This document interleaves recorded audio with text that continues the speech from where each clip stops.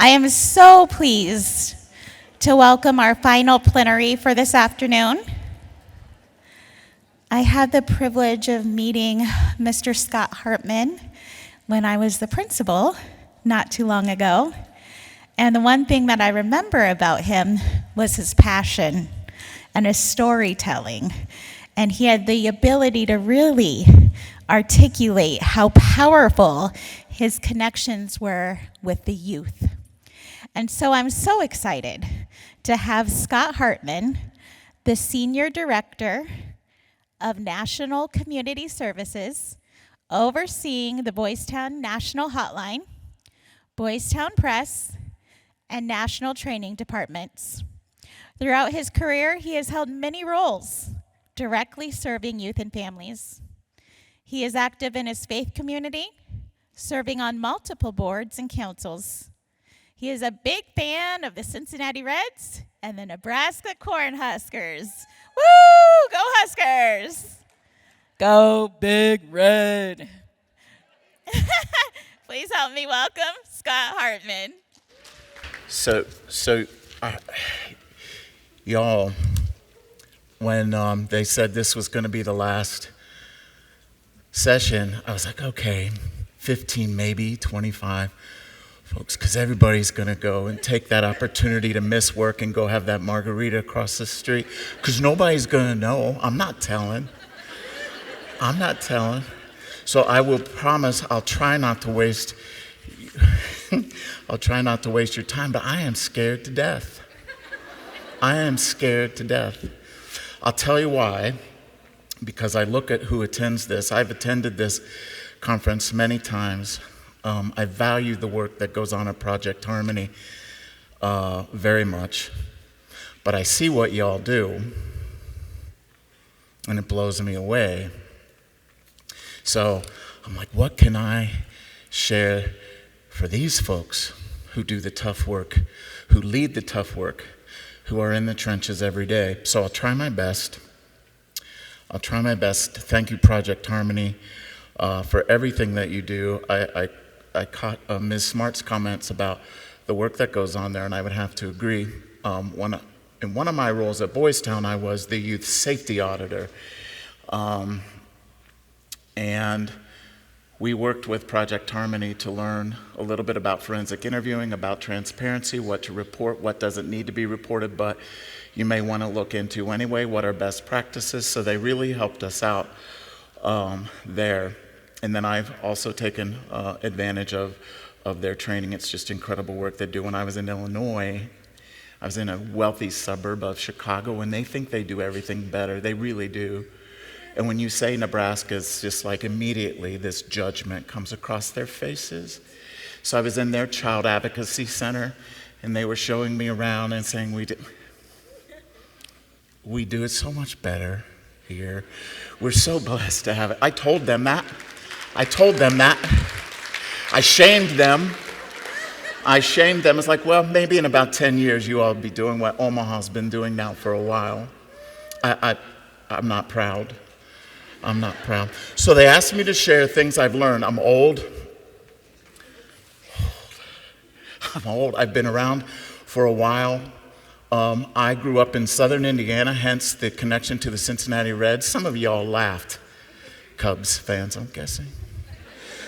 Close to Cincinnati, Ohio. I was a school teacher in Indiana. My wife was a nurse in Cincinnati.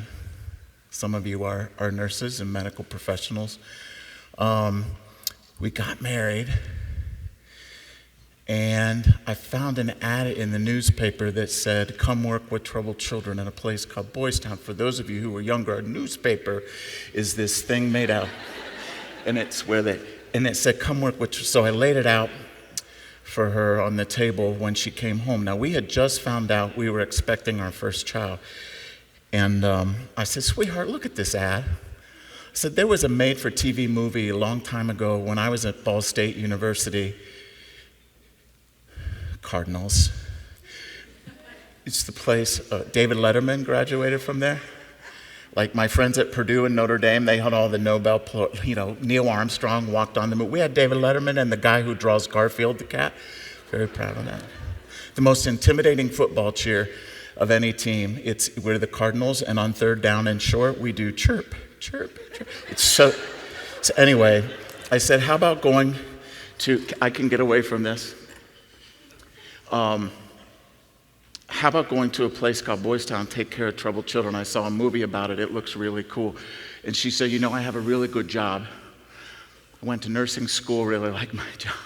I said, well, I have a job too. I love my job. I said, how about going to Boys Town in Nebraska? She said, okay. She said, we'll give it 2 years. We were 25 and stupid. Had a little red Nova. I said, we'll wait till our baby's born. We had a 3-month-old baby, a little red Nova. It sat like this far off the ground. And we drove 11 and a half hours to a place called Boys Town. And we moved into a home with 8 troubled teenagers from all across the country, most of whom it was either a choice between lockup or Boys Town. And you can imagine the welcome we got. And so we decided we're going to work hard to make a difference in these young men's life. Left 2 jobs, all of our family, every one of our family. They hated to see their grandbaby go. And why did we decide to do that? It was the same reason you decide to sit here, the same reason you're going to decide tomorrow to go back at it. Even though you don't win every case, even though perpetrators walk, even though sometimes kids have to go back in families that we might not think are the best places for them. Sometimes we lose, right? And you're going to get back up in the morning and you're going to go back there and do it. Why? Because you have the right priorities. Those priorities, which are based on our values, help us to make decisions. They put filters in our brain. It's like, these are my non-negotiables. I will not do these things for any amount of money or for any relationship. These are the things I believe in. And so my wife and I, God bless her, we decided this is worthy work. What you all are doing is worthy work. We don't get paid like we might if we chose other positions. So if you're in this room right now and you're struggling like, maybe something else is waiting, I got a couple applications in, don't leave when it's tough because it does get better. This is worthy work. So we decided to come here and try it. We sucked at it. We were absolutely terrible. Boys Town's training is phenomenal, but you got to use it. And of course, we thought we knew better. If you just love them enough, they'll get better. Some of you are parents. You know that. So we had to ask for help. That's one thing I've learned, is humility comes into play. And in order to do good work, we have to put our pride aside. So I have learned that in order to do good work, we have to squelch our pride and we have to be humble.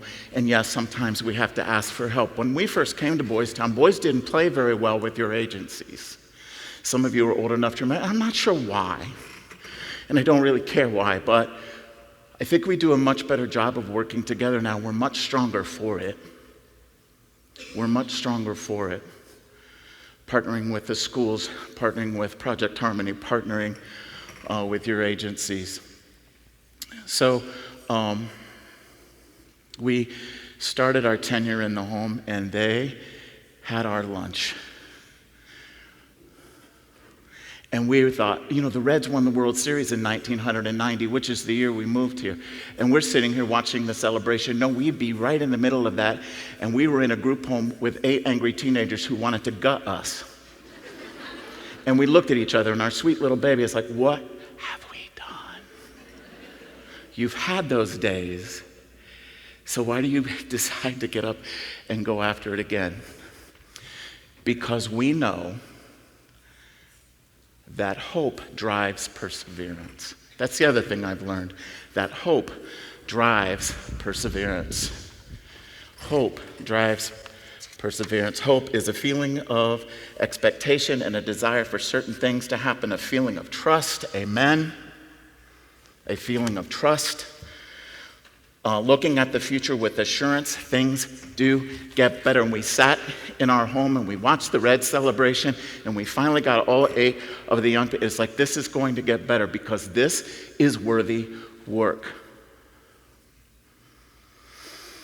I also learned during that time that caring covers a multitude of sins. Like I said, we were terrible at this job at first. So we asked for help. We accepted the criticism, and we got better. And there was a young man from the Omaha Reservation. His name is Willie. Willie was a police officer on the Pine Ridge Indian Reservation. He's an incredible human being. Willie hated our guts. He got instructions. He would, fuck you. He would tear apart the house. He would go what we call non-compliant. We would just shut down. He hated to write. Of course, going to Boys Town High School requires some writing, so he would sit at the table. He would get explosive because he hated to write, so we tried to remediate that. No one hated us more than Willie. We lasted a year. We passed our certification at Boys Town, and we get this circle. If you ever go to Boys Town's campus, you see those circles? It means you withstood a year of hell, and you survived. Those are survived. It's like the Purple Heart. Those are like gold. You survived. And Willie said, I want to be the one to nail that to your post. And I was like, what? He said, I want to nail that to the post. I said, Willie, nobody hates us more than you. What are you talking about? I said, I don't hate you. I said, Willie, let's go back to just yesterday. You did this, you did this. And he said, Scott, so many people come through here saying they love kids. They just want to help kids. They don't mean it. It's like, what do you mean they don't mean it? How do you know they don't mean it? He said, because they don't last. They don't mean it.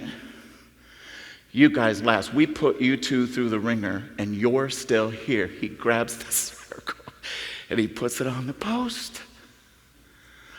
I was just testing you, he says. He said, you meant what you said. They know that you mean what you say. Because we have these awesome shirts at Boys Town. We sell 1 million of them. You've seen them. Teach love. Right? Teach love. It's great. We should teach love. But we forget the second part of that. There is no such thing as love without what? Say it. I'll call on you. Action. Behavior. Sacrifice. Maximilian Kolbe was a priest from Poland. In 1941, he was put in Auschwitz because they were killing priests at that time. Guy escaped from Auschwitz. If someone escapes the prison camp, they line up 10 men to kill to prevent another escape. There was a gentleman that had a family and 2 children, and he started crying because he was one of the 10 selected. Said, what am I going to do? What am I going to do?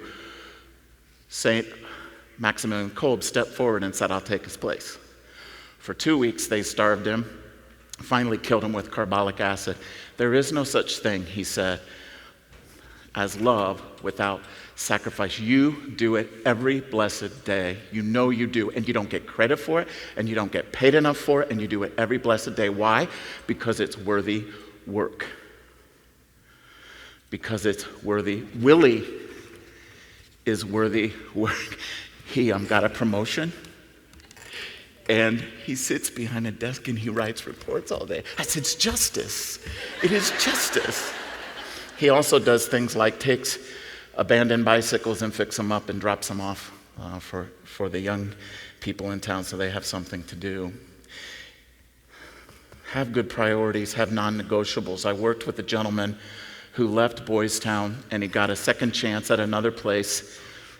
And anytime somebody from Boys Town wanted to visit, he said, I want to talk to them. I said, why do you keep asking to talk to them? He's a very smart man, he's brilliant.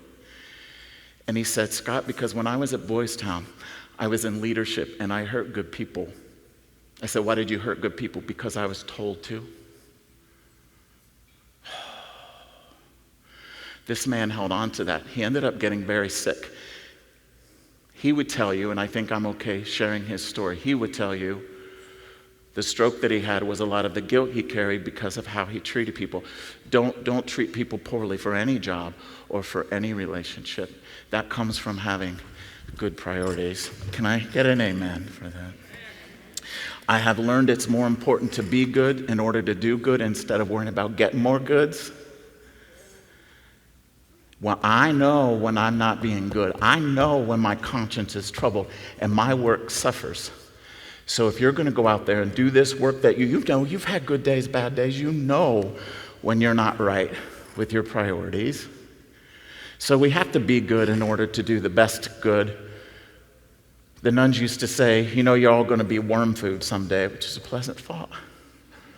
But then they said, where's your soul going to be when that happens? Be good to do good. I'm not going to do an altar call, I promise you, but they ask what I have learned. So I'm just, right, I'm not trying to preach, I'm just trying to share. Does that make sense? All right. You tell me if I step over that line. And I won't pass the collection basket either, I promise. People ask me, why is Boys Town so successful? And I said two things. We love these children no matter what they throw at us, and we persevere. People forget that person. Well, we just love them. There is no such thing as love without sacrifice. We should add that to the shirts. I'm not dogging the shirts. They'll get mad at me if I... Perseverance. Daniel was a high school baseball pitcher. Daniel called his teacher a bitch and tore apart the school. Scott, can you come up and work with Daniel? The school day is about to end. He will not come down. Yes, I'll be right there. So we go to the school and I greet Daniel. Fuck. He says, I'm going to pitch today. You are. So I work with Daniel. He goes over to the field house. Y'all know where the field house is. He goes into the locker room. He comes out dressed. Where am I? I'm right by Daniel. What am I saying? I'm saying things to him like, Daniel, I know this is really tough, but you really had some difficulty at school today. Let's talk about that, but you got to fix it. Your life at Boys Town can't continue until you fix what was broken. We're going to help you do that. There is a fine line you really have to watch, especially at places like Boys Town, with recognizing trauma and accountability, right? So how we hold kids accountable, and we do believe it's important to hold kids accountable even though they've experienced trauma, because if I ask you who's experienced trauma, most of you would be raising your hand. Why do we hold them accountable? Because we want them to be successful. Why do we care if they're successful? Because we love them no matter what they throw at us. So I was like, Daniel, you know your life can't continue at Boys Town until we go back and make amends. We'll take as long as you need. We're not going to put our hands on you. We're not going to swear at you. We're not going to threaten you. We're going to help you fix that. And then we're going to get at the reason why that happened. And we're going to help you avoid that in the future, right? Daniel says, fuck you, grabs his glove. He walks over to the pitcher's mound. Where am I? Pitcher's mound. Daniel, I understand this is tough. I'm telling you, though, I love you enough to stay here beside you until you fix this. Perseverance. I saw a family teacher the other day walking towards the school with his coffee mug and his robe and slippers. Evidently, one of his young ladies didn't clean her room that morning. We don't natter. We don't hover. But healing hurts. Doing the right thing hurts. And we let them know, no matter how long it takes, we're going to be by their side. I had a young man who ended up in prison, unfortunately, and he talked to me about that perseverance. And he said, Scott, it communicates love and care. I said, give me an example. He said, I remember one time you were tired. You had 2 kids in the home at that time. You heard me threaten my roommate, and you came back and you worked with me for hours. You could have gone to bed and ignored it. By you not ignoring that, you made me understand that I was worth it. Now, what my wife and I did is not unusual. It's what everybody's doing at Boys Town right now. We're nothing special. But perseverance, and you know what drives that perseverance is hope. When Paul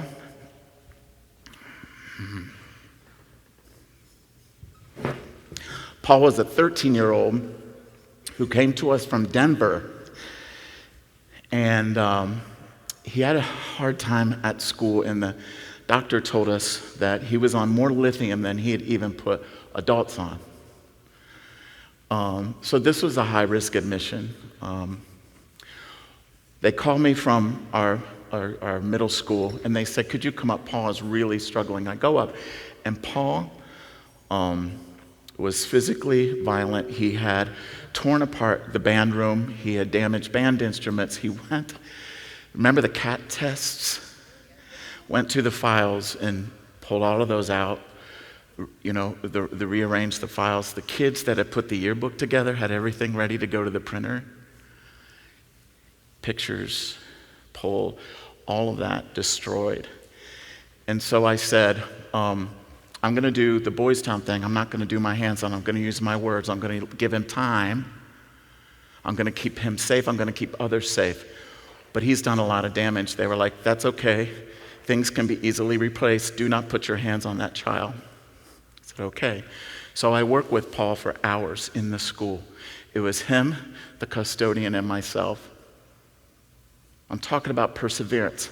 So when I look at Paul and he calls me everything but my name for the 40th time, and I look at the destruction in this school that we have to get put back together before the morning, and I'm like, why are we doing this?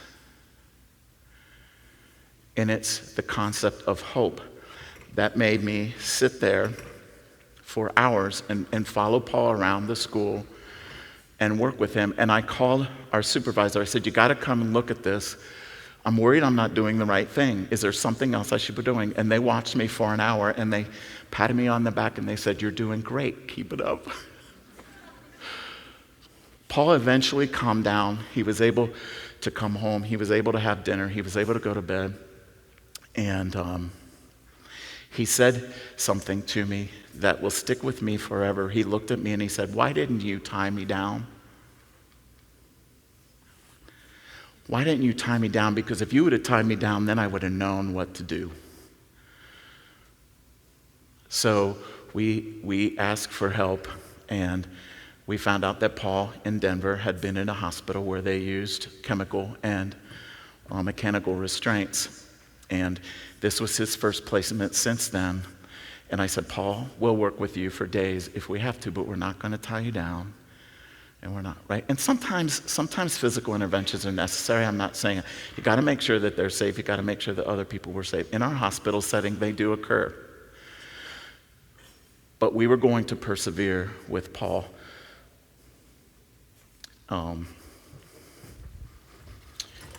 Because we had hope for him, that this will get better.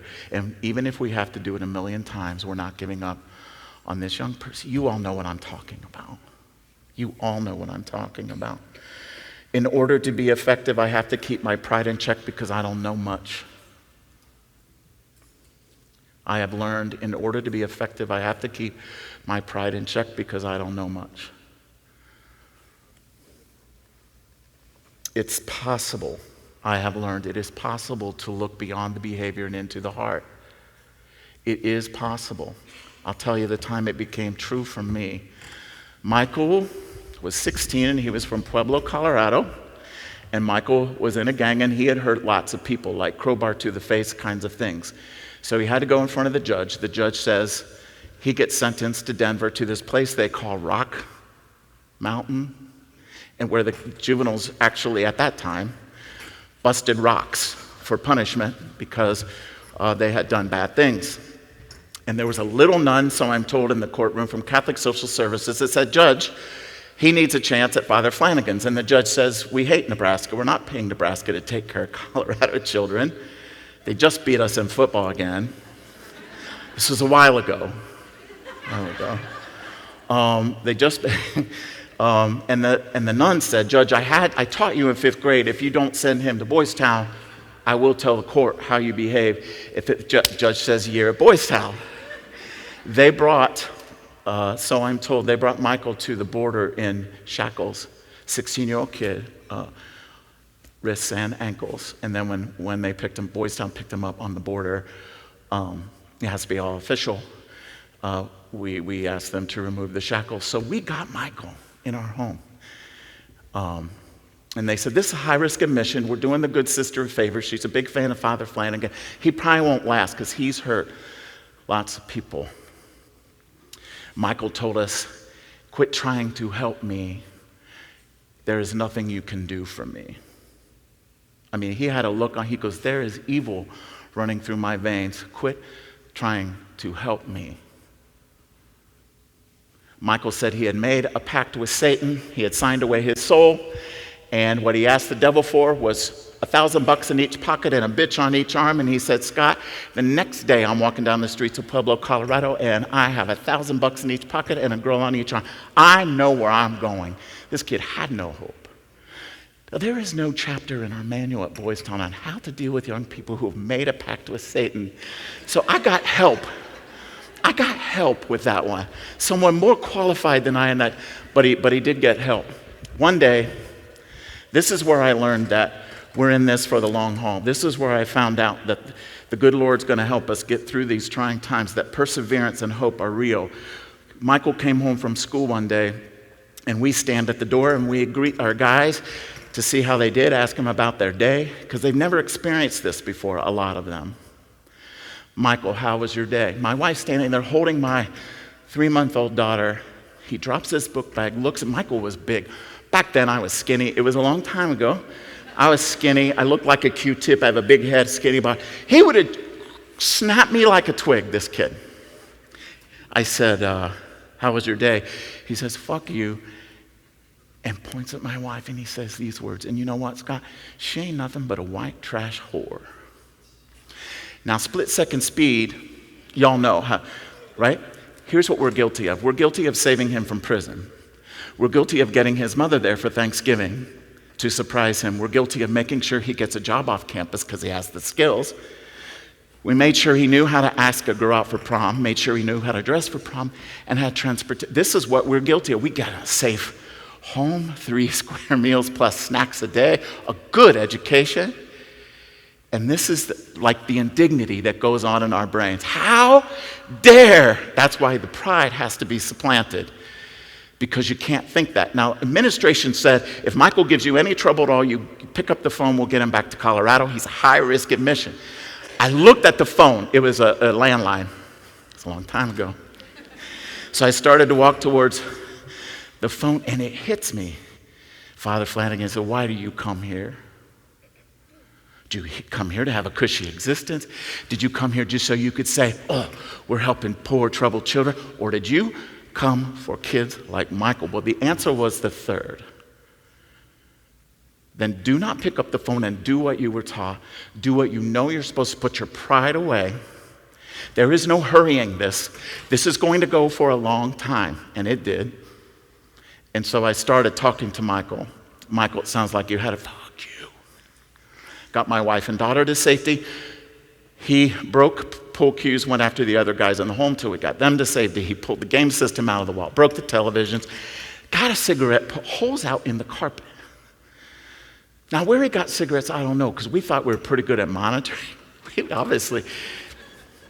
And the whole time, again, he's pointing out, Ball State.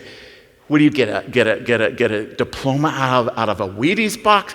Balls. That isn't even a real school. Like all of these horrible things about my wife. And what do? You keep working with them. This lasted for hours. He was able to go to bed safely. He was able to have dinner. He gets up in the morning, and we wanted to make sure he was okay to go to school, so we asked him these questions, and he looked fine to go to school. And it's like, we have to talk when you get home. When he came home, we greeted him at the door. Michael, how was your day? He goes, I don't effing believe you people. It's like, what don't you believe? He starts to get emotional. And he says, everything I did to you and your wife, the things I said about your family yesterday, why are you talking to me like I'm a human being? So Michael, let's go to the dining room table, and he breaks down. And he said, it's like you done forgave me. Oh, and Michael, you have dug yourself such a big hole here. You're not going to get to go to the field house for a while because you've got a lot of damage to pay for. We got to figure that out. Your probation officer's going to hear about it. They may say, bring him back to Colorado, but we'll fight for you to stay here. Why are you treating me well? Because, Michael, your behavior was terrible, but you're not. See, there's a difference. Your behavior's you've got to look past the behavior and into the heart. It's not just a bumper sticker. Michael ended up getting off probation, so the judge says, send him home, we're done paying for him. He comes to our office with his bags packed, his ticket under his arm. I'd really like to stay and graduate from Boys Town. It would be another year. What do you think? I said, Michael, no, what about the dating? What about the partying? What about the car? This is where I need to be. Hallelujah. I said, we'll figure out the money. You can stay. Michael stayed. He graduated from Boys Town. He wrote us a 5-page letter. He sent us pictures of his family. He has 3 beautiful children, a beautiful wife. He has a great job. He makes more than I do. It's not fair. What would have happened, you all? What would have happened if I'd have picked up that phone? Where would Michael be? Would his children exist? Would that family exist? Would Michael even exist at this point? This is the work you're all into. Salary be damned. Raises be damned. Lexus be damned. House on the lake. If you got it, good for you. It's all going to be rust, and we're going to be worm food, and where were our souls? This is worthy. Michael is worthy work. Those you're going to see tomorrow are worthy work. You will never know in this life. You will never know in this life what you have prevented by the work that you're doing. People are watching you. People in your family, people that you serve, your colleague at the table, they're all watching you. How you handle adversity with dignity, they're watching you. They're taking notes. How you persevere, how you espouse hope, how you practice humility. You will never know the good that you've done in this life. You just won't. If you're not a mentor, be one. If you're not a mentor, be one. I survived because I had good mentors. I survived because I had people who modeled sacrifice, who told me not to give up when things really, really got. But when Paul set our van on fire, he set our van on fire. Don't quit. Have hope. Don't quit.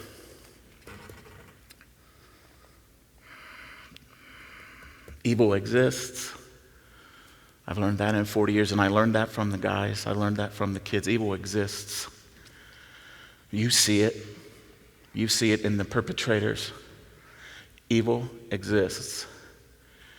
Our kids tell us that all the time. I'm just going to say this real quickly, and I think you heard Victor Veith talk about it as well. Sometimes we work for agencies where faith is not discussed. It's not a treatment option. It's not. I get it. Sometimes faith has been misused. But the Lutherans did a huge research study years ago on resiliency. There's been other secular research that's been done on the importance of faith. And our kids, when they do their Thanksgiving reflections without prompting, 90% of them will say, what's helped me is that connection to a higher power. Father Flanagan believed all kids must pray. How they pray is up to them. We are not allowed to proselytize. We get in huge trouble if we're preaching to our kids. But we do have to leave it out there as an option, because if you have a medication on the shelf that works, and research tells you that, and research not coming from the church, that tells you this is a healing, this is part of healing, aren't we guilty of malpractice if we don't allow our kids to have access to that which helped them combat evil, which we all know exists because we see it in our daily work? So I would challenge us, and politics hasn't made this easy, I would challenge us to objectively look at faith as part of the healing, as part of the treatment, and at least look at the research.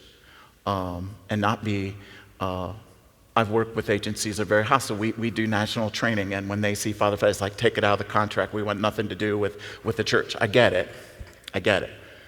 And my church has done a horrible job in the past on how they handle sexual abuse. Horrible. That's one of my non-negotiables. I will never work at a place that is not transparent, and Project Harmony has helped us with that. Thank you, Jesus. When they first hired me from Illinois, I went to Illinois for 5 years and ran our program in Illinois. I came back. They wanted me to be the youth safety auditor, and I said, I love what you're saying. And Judge McGill, I don't know if you're familiar with Judge McGill. Judge McGill is a judge here in Omaha. He always wore a jacket that had the Creighton silk lining, and he always made sure I got to see that. I don't know why. He's a very hateful man. I'm just kidding. He was a wonderful man. And I said, I'm not going to take this job because the minute I start poking around and wanting to be transparent and calling Child Protective Services on something that's happened at Boys Town, you will tell me I can't do that and I will not work for it. They're like, absolutely not, we will never get in your way. And they didn't lie, because I called CPS plenty. I called Project Harmony plenty. Doesn't mean we're perfect at Boys Town. Bad things happen because we work with people. You all know what I'm talking about. But when bad things do happen, I love the way we respond to it, and we do not try to hide it. People make mistakes. Sometimes bad people get through. Those are hard, lonely times. Because then you got to go to the cocktail party or to the tailgate, and you feel, oh, what happened at X? What kind of place do you...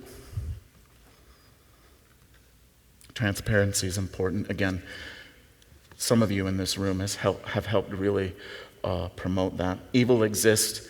We should think about giving our kids the tools to... Is this how much time I have? Oh, you poor folks. Is it okay to be done a little early? They're so tired of me by now. Okay. They're so tired of me by now.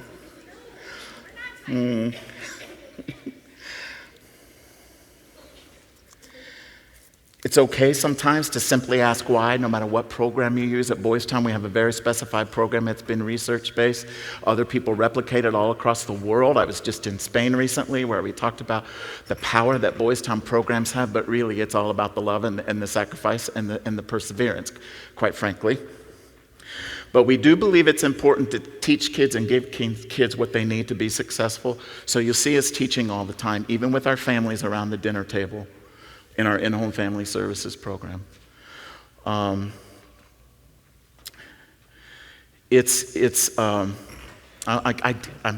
just feel prompted. I got to throw this out there.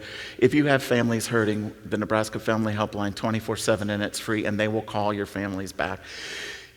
Kids, we have 988. We also have the Boys Town National Hotline, 443-8000. We also have, if you have kids in school, make sure they have the Safe to Help app on their phone. That's to report anything, bullying, mistreatment by teachers, bomb threats, threats of violence. We have interrupted by calls to Safe to Help. It's the Department of Ed's. It's not Boys Town's. We just have to run it for them. We have prevented incidences of school violence.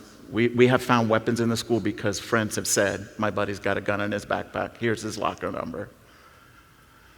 Safe to Help. And then Your Life, Your Voice is a website specifically for young people that has healthy messaging. We also have an app that they can download. It tracks their moods and it prompts them to reach out if they're feeling suicidal or feel like cutting or those kinds of things. Between 400 and 500 active suicides a year, our good folks at the hotline interrupt every year. And by active, I mean there is an implement and they're actually in the act. Tons of ideation, but this is over 400 folks who are actually in the act. Sometimes it's okay to just ask, no matter what program you use. And this feeds into what we learned in trauma-informed care too. Maybe sometimes you put the motivation system aside and you just have the conversation. Carl came to us at 15, and I didn't know anything about in Carl's file. But we were going on our first family outing with him, and we were leaving our home at Boys Town, and I noticed that bologna. Now, when I'm in Louisiana, I have to explain to them what bologna is, but you all know what bologna is. Bologna fell out of his shorts, and it kind of just fell onto the porch. I was like, Carl, can you talk to me about... And like any good 15-year-old, it's like, I don't know what you're talking about. I don't know what I said, Carl, I watched the bologna walk. It's okay. Nobody else is around. You could tell me. And you know, in a program, you're like, well, shame on you. You stole food from that's negative 2,000. You're going to lose your privileges because we feed you what, right? And you could go into the teaching. Sometimes it's okay just to ask. And he said, I'm a little embarrassed about this, but you don't know this about me, but the reason I was removed from my home is because my father was abusive. Now, Thank you for sharing that. I know that's got to be really tough. You will never have to steal food at Boys Town, Carl. Even if you don't have privileges, even if you've had a tough day, you're always going to have enough food to eat. And he said, I steal food because my dad used to tie me up in the basement when he was mad at me, and the longest I went was 3 days without eating. I was like, Carl, you never have to do that here. He was also encopretic. He wouldn't use the bathroom. And, he's 15. People smelled it because it started to seep out, and he smelled it at school, and it's like, Carl, you got to use the restroom. So we asked him why. And he said, what you don't understand is when I was tied up in the basement, my bowel movements were the only thing I had control over. You want to talk about trauma. 2 weeks at Boys Town, Carl was eating, Carl was in sports, and he was in band, and he was giving speeches, and he was pooping. Carl went into the military, honorably discharged. He is now in Crystal City, Virginia. I cannot ask him what he does because then he would have to kill me. Has a very good job. If you know Crystal City, Virginia, Lockheed Martin, those kinds of things. He wrote me recently and said, can you send me some pictures of my time at Boys Town? I have a sweetheart and I want to show it. So I sent him a bunch of pictures when he grew up. This is the kind of work we do. This is the kind of work we're blessed to do every day. We're blessed to do this every day. When we sat in that home and watched the Reds celebrate and all hell was going on around us, if it wasn't for hope, thinking and believing that things would get better and that this is worthy work, who helps Carl? Who helps Michael? Who helps James? Who helps the folks you'll see tomorrow if you don't do it?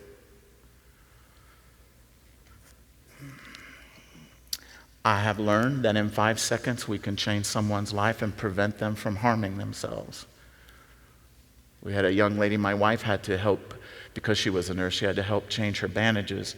She had to change her bandages regularly at Boys Town. She had been sexually, physically abused, cords and irons and boiling water, the works. You know what I'm talking about. So someone asked her, why do you keep going? What's inside that keeps you motivated? Because we're interested in resiliency, right? And she said, I was on a bus in Chicago. We grocery shopped. I was with my mother. We got on the bus with our groceries. I dropped the groceries and all the oranges and apples roll around on the bus. My mom proceeds to call me every name in the book and beat me about the head and shoulders. And she says, as I'm scrambling to pick up the oranges and the apples, I look up, and across the aisle is this old woman, and she has tears in her eyes. And she looked at me in that 5 seconds like no one has looked at me in my life. And I knew right then that this isn't going to last forever. That not everybody's like my mother. And my situation someday will change. Talk about hope. My situation will change. And we got her. And her situation did change. And we told her not to let her suffering go to waste. I was on a podcast about 1.5 years ago with a famous actor who had been abused.